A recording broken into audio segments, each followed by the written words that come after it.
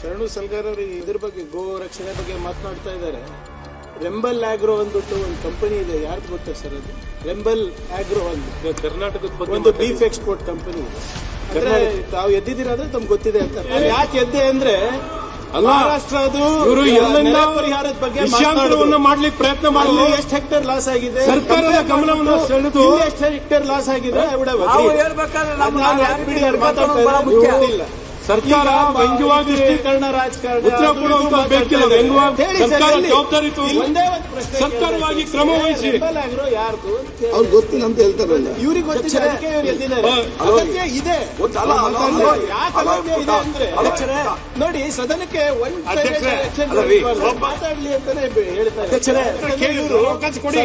ಇದು ಮಾಡ್ತಾ ಇಲ್ಲ ಅಂತ ಅವ್ರು ಹೇಳ್ಬೇಕಲ್ಲ. ಈ ಜಿಲ್ಲೆಯಲ್ಲಿ ಬೆಂಗಳೂರಿನಲ್ಲಿ ಇಲ್ಲಿ ನಡೀತಾ ಇದೆ, ಇದಕ್ಕೆ ಸರ್ಕಾರ ಪ್ರೋತ್ಸಾಹ. ಓಕೆ ಸರ್, ಇವರು ಗೋಮಾತಾ ಬಗ್ಗೆ ಮಾತಾಡ್ತಾರೆ, ವಿಶೇಷವಾದಂತ ಕನ್ಸರ್ನ್ ಇಂದ ಮಾಡ್ತಾ ಇದ್ದಾರೆ.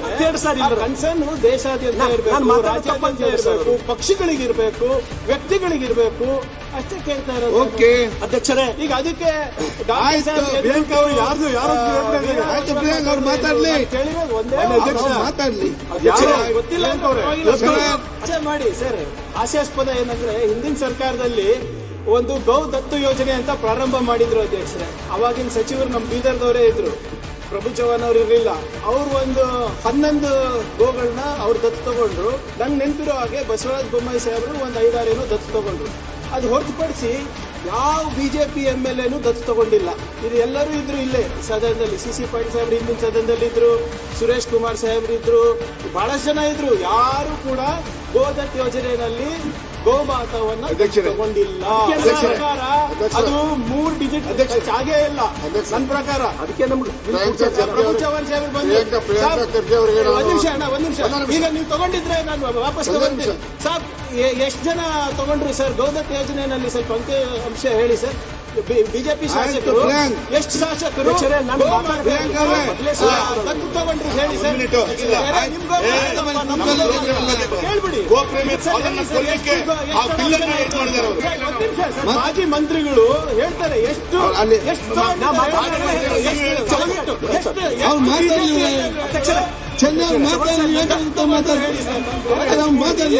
ಪ್ಲೀಸ್. ನೀವೆಷ್ಟು ತಗೊಂಡ್ರಿ? ನೀವೆಷ್ಟು ತಗೊಂಡ್ರಿ? ನಾವು ಸರಿ ಇಲ್ಲ ಸರ್. ಎಷ್ಟು ದತ್ತು ತಗೊಂಡ್ರಿ ಹೇಳಿ.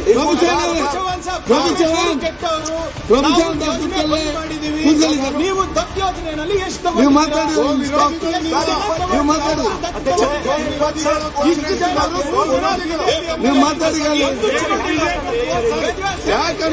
ಮಾತಾಡ್ತೀರಿ ನೀವು? ಸರ್ಕಾರಿ ಯೋಜನೆಯಲ್ಲಿ ಏನು ಪ್ರಶ್ನೆ ಕೇಳ್ತೀವಿ, ನೀವು ಉತ್ತರ ಸುಮ್ಮನೆ ಕೆಲಸ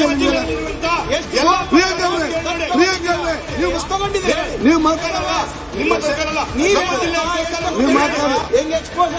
ನೀವು ಮಾತಾಡಿ. ಇವರು ಹಿಂದುತ್ವ ಒಂದು